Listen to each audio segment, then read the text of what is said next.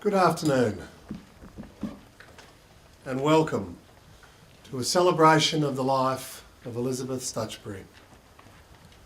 We've come together today to remember the wonderful life that Elizabeth lived.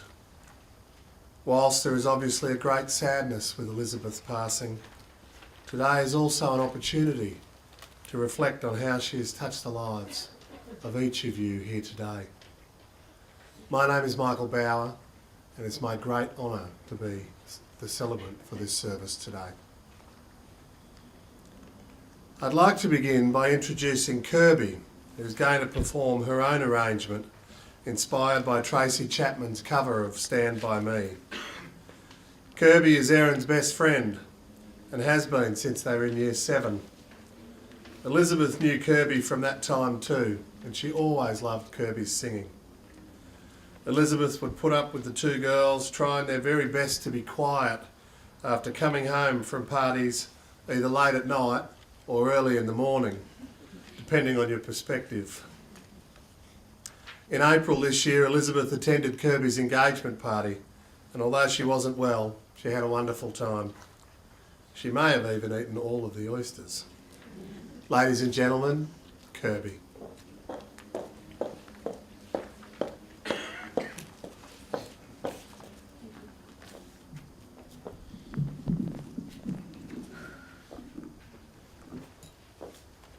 Ready?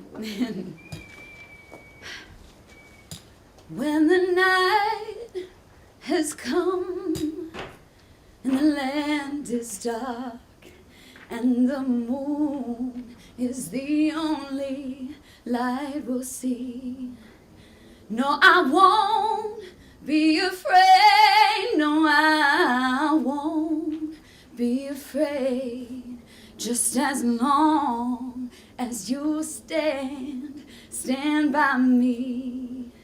So darling, darling, stand by me. Oh, stand by me. Stand by me, stand by me. If the sky we look upon should crumble and fall, oh, the mountain should tumble to the sea, I won't cry, I won't cry, no, I won't shed a tear, just as long as you stand by me. So darling, darling, stand by me. Oh, stand by me. Ooh, stand by me. Stand by me. Stand by me. Whenever I'm in trouble, you just stand by me. Oh, stand by me. Just as long as you stand by me.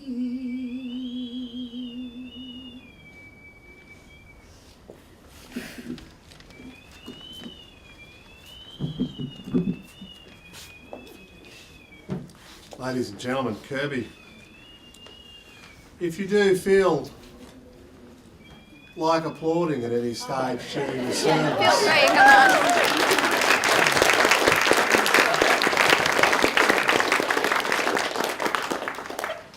now that has a better feel to it. Elizabeth was a daughter, a sister, a mother, a niece, an aunt, a student, a teacher, and a friend. She lived an interesting life and had the opportunity to do some things that others may only dream of. In her 20s, Elizabeth went to India. She lived for 4 years up in the mountains, hiking around and taking in everything that her environment had to offer. She was also involved in a Sir David Attenborough documentary, which involved a group of elephants that play soccer at the request of the man himself. Elizabeth had a PhD in anthropology, specialising in Eastern religion. Over the years, she taught at Melbourne University, as well as the ANU and the University of Newcastle. Elizabeth was a very learned woman, remarkably insightful, with an extraordinary vocabulary. She had many interests, many friends, and it seems, many names. Christened Elizabeth, she was also known at different times in her life as Elise, Lise, Lisa, Libby, Lil, and of course, Mum. Elizabeth also loved her music. She was a regular at folk festivals and never missed an opportunity to raid others' music libraries to expand her collection. She was also fond of telling the story of how she was pulled up onto the stage by Jackson Browne. Elizabeth loved gardening and had created an amazing sanctuary at her home in Rosedale. She put up possum boxes for the possums and also had a cheeky pair of bowerbirds in residence. Elizabeth Stutchbury was a giver and had a lot to give. I didn't know her, but I have a great sense of the type of woman she was. She was capable, courageous, and brave. She was independent and resilient, adventurous and strong. She had a great sense of humour and was a wonderful storyteller. I know one thing for certain about Elizabeth Stutchbury. She was loved. She was deeply and unconditionally loved.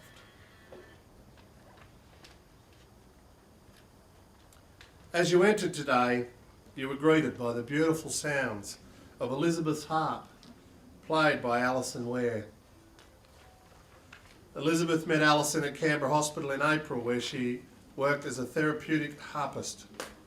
It brought Elizabeth so much joy to play this beautiful instrument that Erin bought her a 27-string harp of her own, fulfilling a lifelong dream.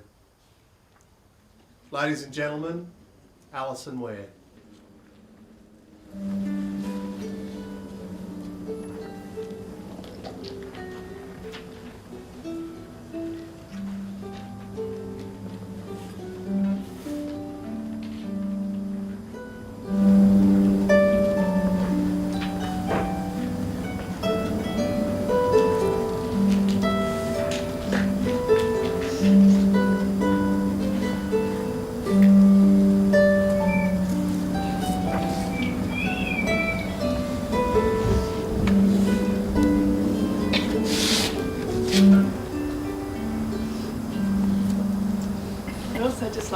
Play something else Elise loved, which is another little small harp. So thank you for letting me play this one. Just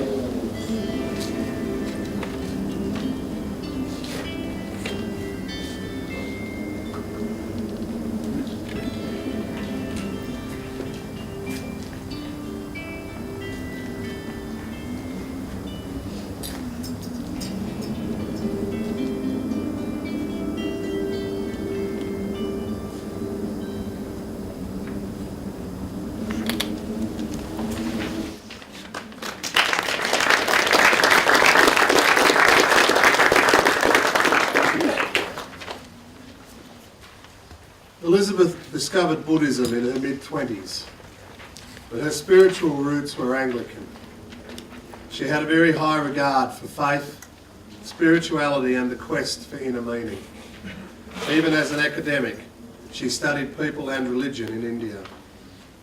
I would now like to ask Vera, Elizabeth's mother, to come forward and lead us in the 23rd Psalm. Ladies and gentlemen, Vera.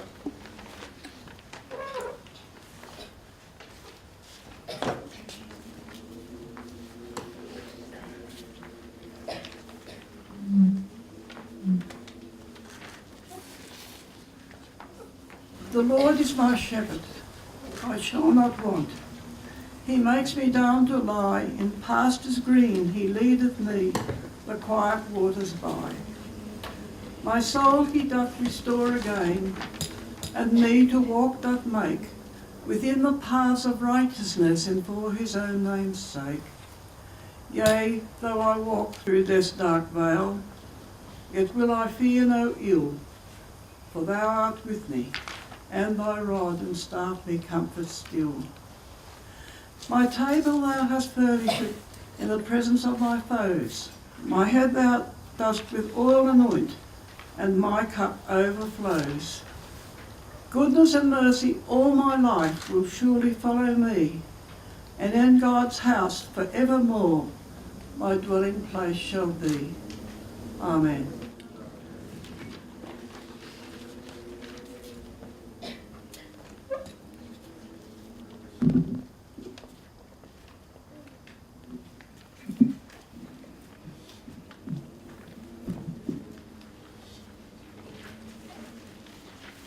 Over the past few days, there have been a large number of email tributes arriving for Elizabeth.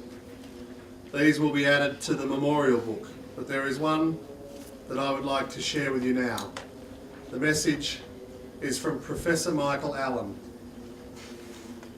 I knew Elise as her academic supervisor when she was a fourth-year honours student in anthropology and history at Sydney University in 1976. She was awarded first-class honours for her brilliant thesis on the tragic burning of widows in 19th century India. This thesis was subsequently published in a book that I edited titled Women in India and Nepal. Though I was not Elise's academic supervisor for her subsequent PhD research, I maintained close contact with her throughout and during those years. I came to develop a very high regard for both her exceptional research capability and for the integrity and beauty of everything about her and what she did.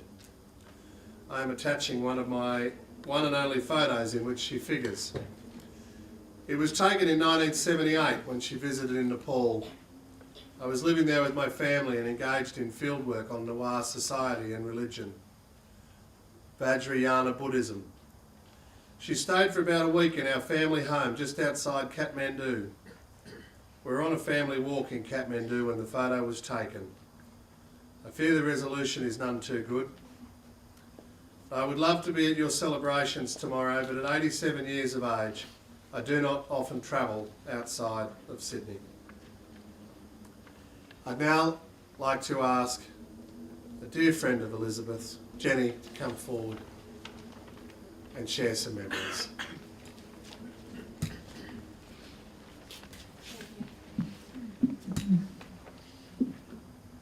Oh, there's so many people here. So I'm just going to say a few words about my friend Libby.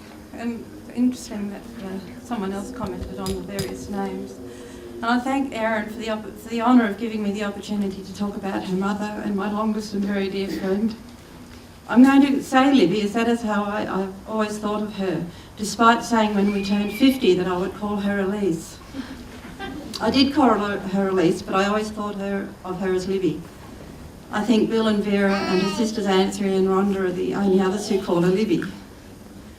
Our friendship began when we were 11 years old.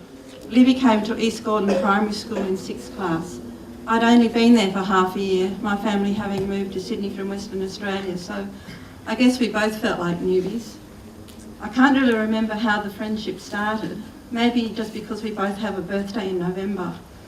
However, we became best of friends, or besties, as they would say now. She was always top of the class. I wasn't even in the running, but for some reason we clicked. We played basketball or netball, did fizzy, yoga, sang in the church choir, went to parties and dances together and just enjoyed each other's company. I can remember when we first went to St Ives High School how overwhelmed we were by the size of the school and the number of people there. We held hands in the playground, which we soon learnt was not the done thing at high school back then. I think we both supported each other through this transition. After our first year or two at high school, we embraced our separate circles, but we retained a close friendship which continued into our adult lives, of marriages, babies, relationships. We had a few of those between us.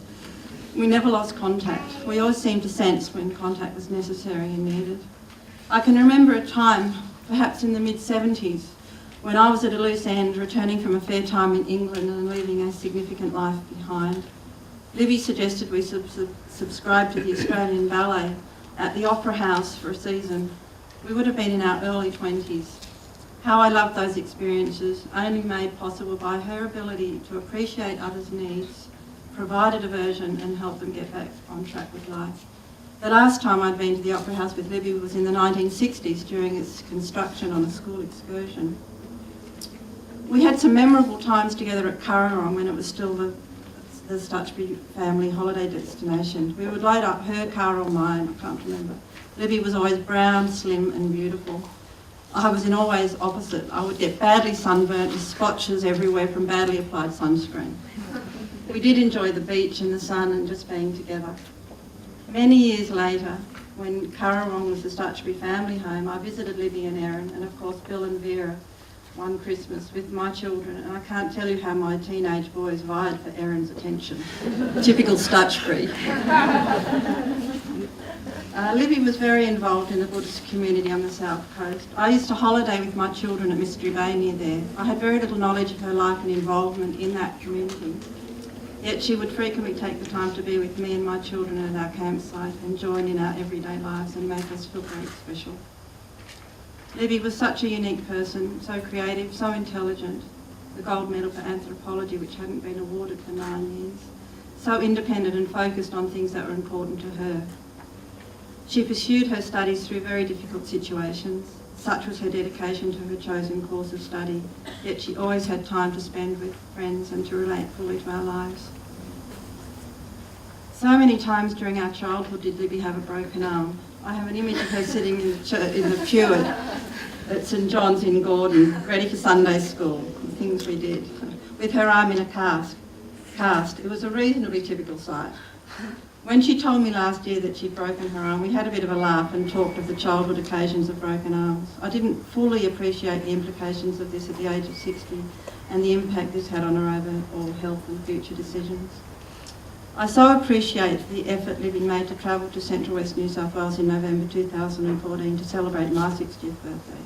She knew she was unwell, and I now believe she made the supreme effort to be there, as she knew what lay ahead for her.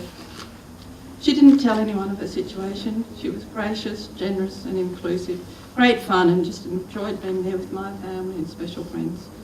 I felt so happy to have her share the occasion with me. Libby, Lissa, Elise, thank you for the great memories. Thank you for enriching my life. My dearest friend, I will miss you.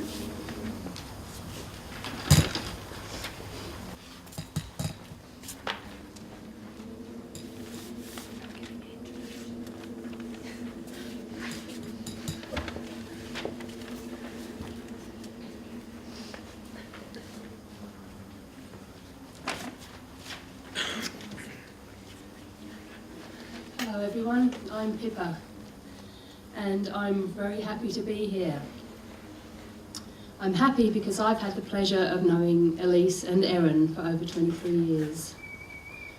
My own early relationship with Elise had an unusual beginning and didn't start especially well. I met Erin's dad towards the end of their time together, and needless to say, us briefly sharing the same man didn't really endear us to each other. As the years rolled by and Lisa entrusted her special daughter Erin to our care, I took my role as wicked stepmother very seriously. There were multiple interstate visits, and it was and has been my joy to watch Erin grow. This was our first common bond. It gave us both the opportunity to communicate our love for this special little girl, and it was from here that our own relationship began to develop. To my delight, our connection continued to flourish with regular chats and the discovery of many mutual interests. Elise was able to share in my joy when my own children came along, and we enjoyed get-togethers as an extended family. She also helped me through a very difficult time when I was losing my mother.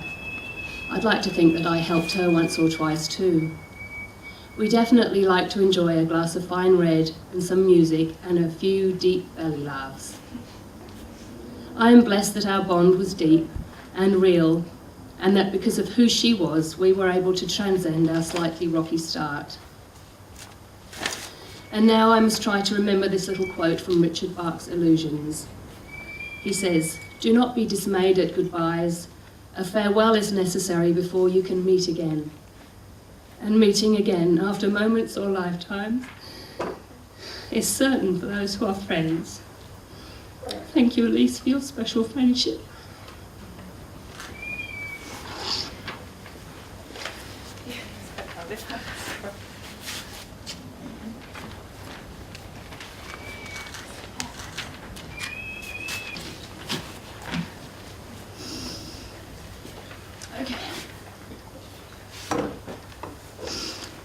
A week and a half ago, for no apparent reason, Mum reminded me of a pair of shoes I'd lost when I was 5, never to be seen again. I had laughed and she had chuckled. Mum would be the first to tell you I lost a lot of things when I was young. Jumpers, lunch boxes, drink bottles, swimmers, and as it turns out, a pair of red leather shoes. I lost a lot of things at school. So, at the end of each school term, Mum would go down and trawl through the piles of lost property that had been laid out on the trestle tables in the hall. Careful to check for the little white tag she'd ironed into the collar of my clothes. Mum always put my propensity to lose things down to my Aquarius rising. The reason I'm telling you this is I have thought a lot about loss this past week. About what it means to lose something or someone. I've also thought a lot about Mum, about how she cross-country skied in the Himalayas, how she spent a number of nights snowed in a cave up in the mountains, how she lived on the roof of a monk's house in a village in India, in a room which only had 3 walls, and about how she wrote 100,000 words for a PhD while raising a toddler.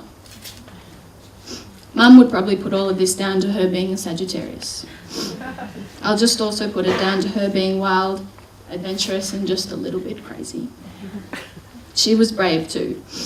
She took me to India when I was 3, back to where she'd done her research in a village 15,000 feet above the sea. And I know 3-year-olds. I've taken my fair share to the park or the museum, and that's quite enough for me.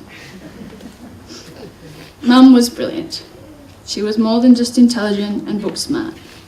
She was wise, which I guess is why I was momentarily confused when she brought up my lost pair of shoes in this quiet moment we had, with her in her hospice bed and me sitting by her side.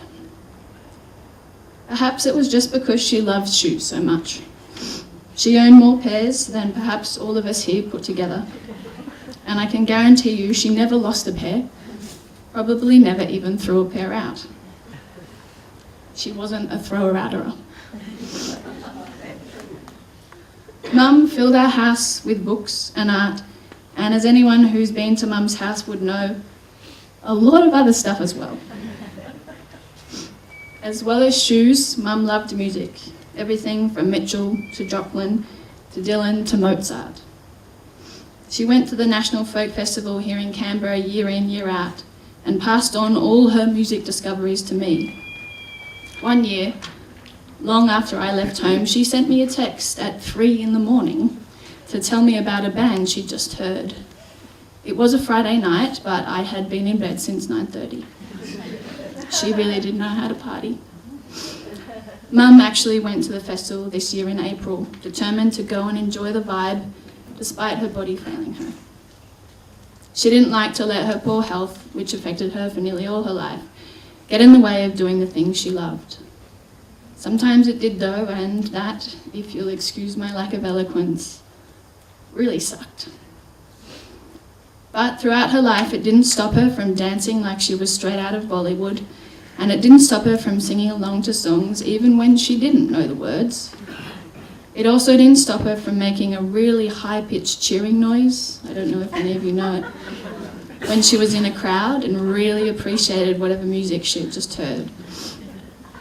I was going to do a demonstration, but I won't put you through it.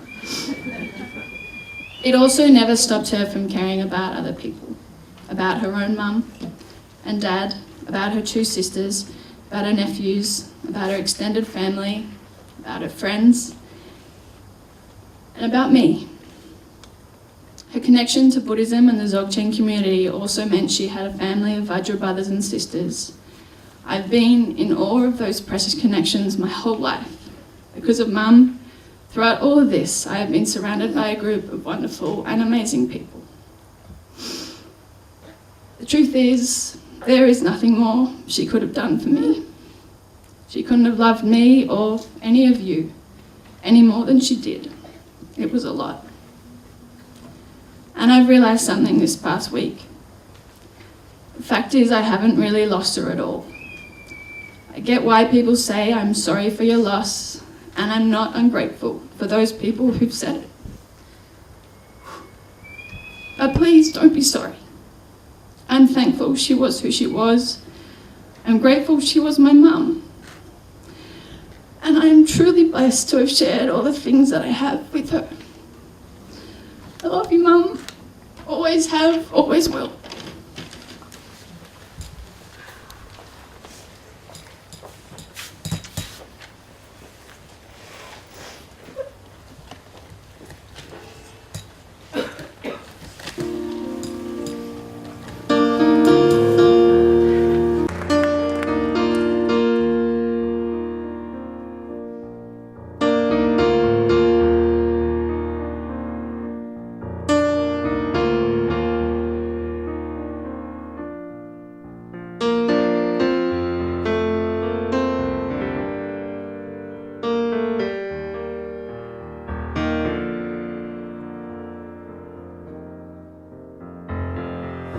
Keep a fire burning in your eye. Pay attention to the open sky. You never know what will be coming down. I don't remember losing track of you. You were always dancing in and out of view. I must have thought you'd always be around. Always keeping things real by playing the clown. Now you're nowhere to be found.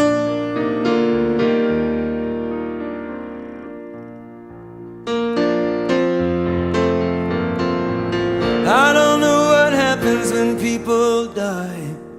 I can't seem to grasp it as hard as I try. It's like a song I can hear playing right in my ear that I can't sing. I can't help listening, and I can't help feeling stupid standing around, crying as they ease you down.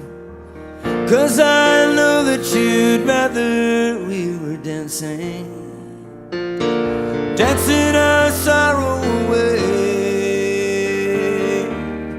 right on dancing. There's nothing you can do about it anyway. Just do the steps that you've been shown by everyone you've ever known, until the dance becomes your very own. No matter how close to yours another steps have grown, in the end there is one dance you'll do alone.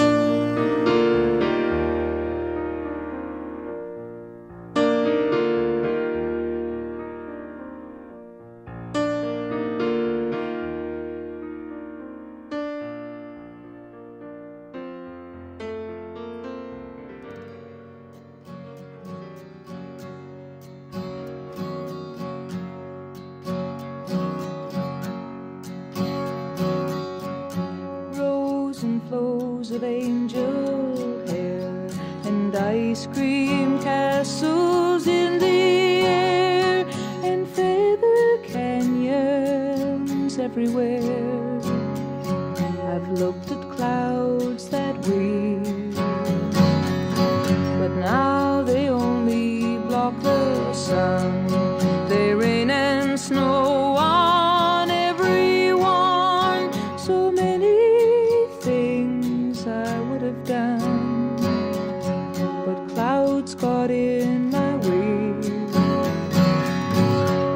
looked at clouds from both sides now, from up and down, and still somehow it's cloud illusions. I recall, I really don't know clouds at all.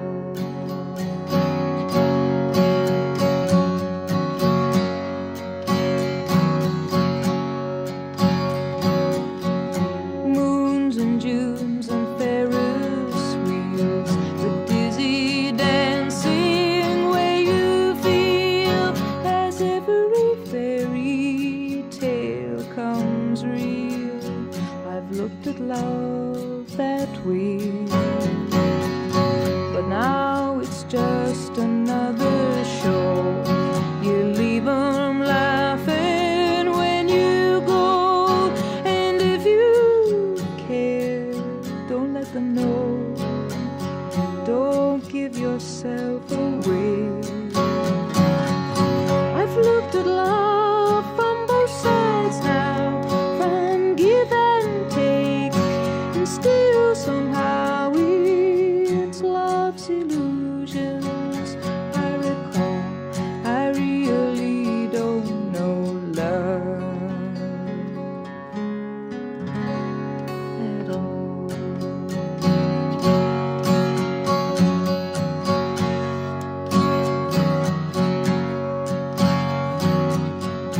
Tears and fears and feeling proud to say I love you right out loud. Dreams and schemes and circus crowds, I've looked at life that way, but now old friends are acting strange. They shake their heads, they say I've changed. Well, something's lost, but something's gained in living every day. I've looked at life from both sides now, from win and lose, and still somehow it's life's illusions. I recall, I really don't know life at all.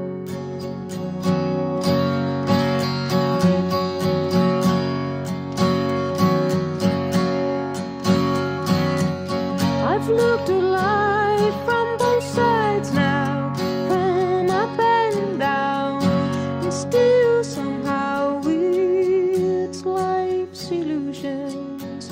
I recall, I really don't know life at all.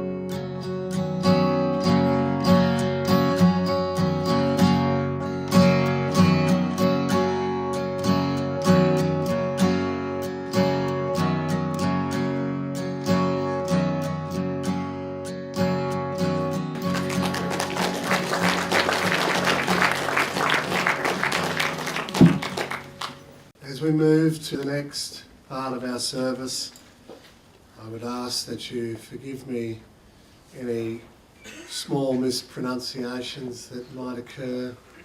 I'll try my very best. I would now like to ask Pamela to come forward to offer the Buddhist reading, Shabkar quote from the life of Shabkar.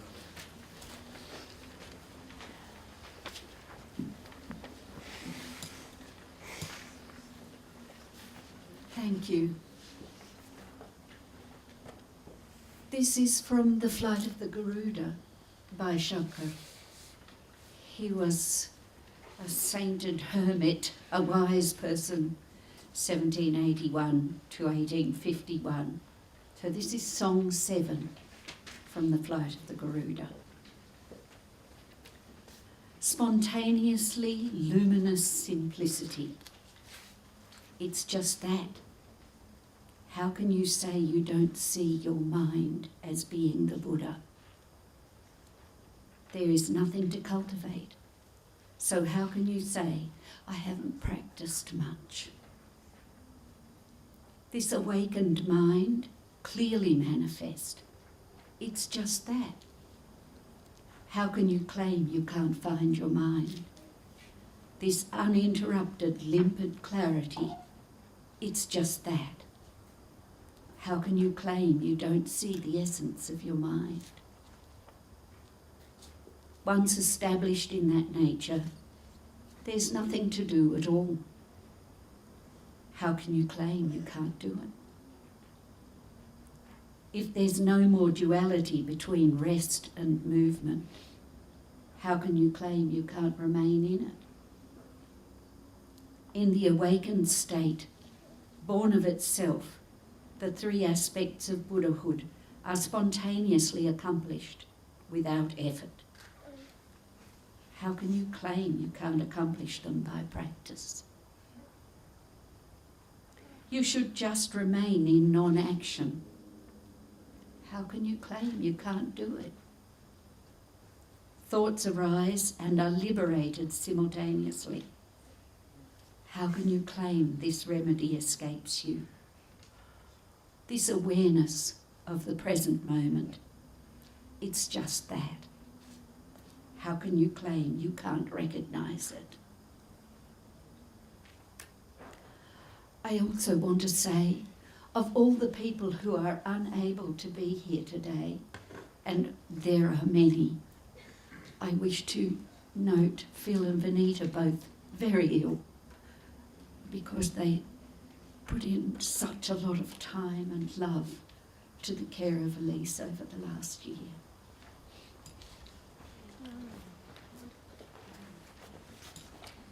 Thank you, Pamela. I'd now like to ask Louis to come forward with a message in blessing from Lama Sumpton.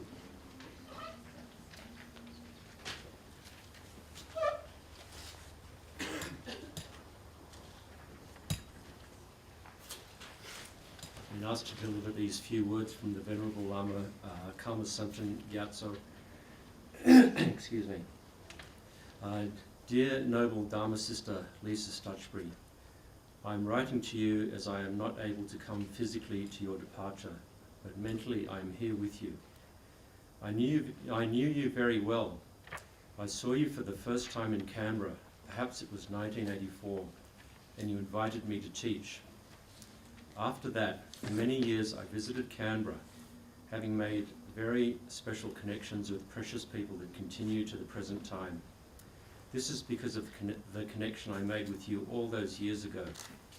So, I know you were a very successful lady. Mundanely, you had a degree and were very, very highly qualified, knowledgeable and successful. Also, spiritually, you were a very fortunate lady. You met many spiritual masters, receiving lots of precious instructions. Those instructions, you didn't just leave them there, but you practiced them wholeheartedly. Also, you shared your knowledge and experience with your Dharma friends all over the world. Therefore, I say, mundanely and spiritually, you are a very successful lady. Thank you very much for your hospitality, friendship, and your support that I received so many times in the past. Now, I pray for you, Gurus and Yidams, deities of the mandala, Buddhas of the 3 times in the 10 directions and their disciples, with kindness and understanding for me, grant your blessings so that my prayers may be accomplished exactly as I ask. Through all your lifetimes, birth upon birth, may the din of neurosis and suffering not be heard, and may you enjoy the goodness of oceans of happiness and virtue.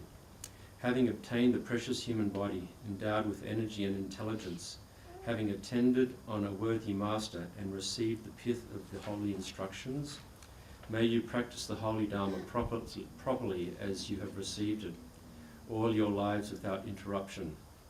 Through the meaning of the ground, which is the 2 truths, free from the limits of extreme views, and the supreme path of knowledge and merit, free from the limits of praise and blame, attaining the fruit of well-being for yourself and others, free from the limits of samsara and nirvana. May you meet the Dharma, which cannot err. Tashi delay. Relatively, goodbye, but ultimately, no one is coming and no one is going anywhere. Everything is one. Your humble Dharma brother, Lama Karma Sumpton Gyatso. And the day before Elise passed away, one of the last things I remember her saying to me, just whispering in my ear, "I'll see you on the beach sometime."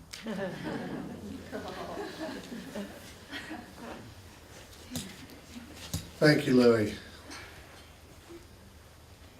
I would now like to introduce the Song of Vajra, led by Judith Pickering, including members of the Dzogchen community. It is a song of contemplation taught by Elizabeth's teacher, Chogyal Namkai Nobu. Please take this opportunity to sit in the present moment.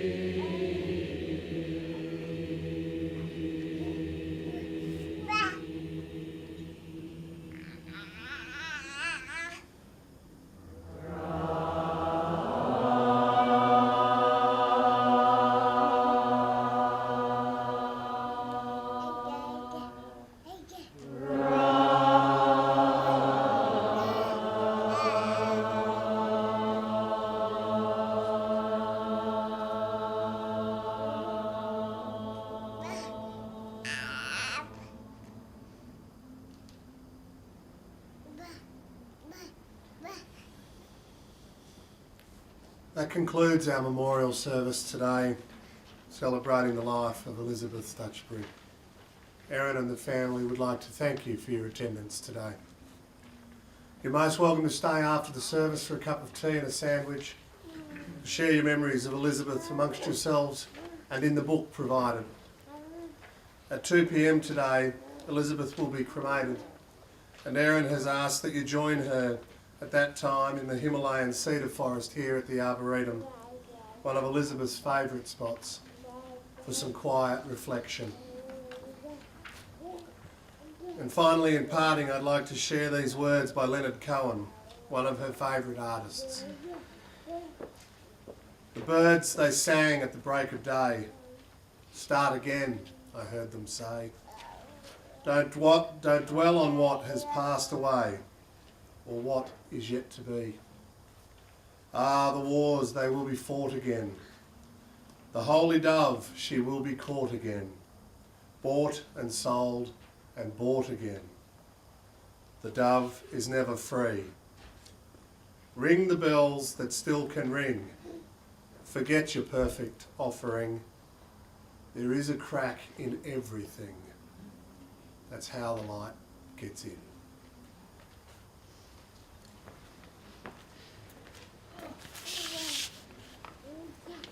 Shadow.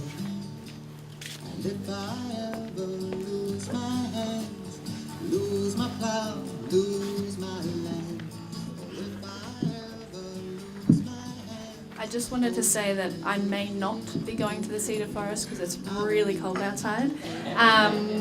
But if anyone wants to brave it with me, if we walk, we might be warm enough. So thank you all for coming. She was a great woman, and enjoy sandwiches and tea and coffee, sign the memorial book, and let's have a good time. Thank you. I won't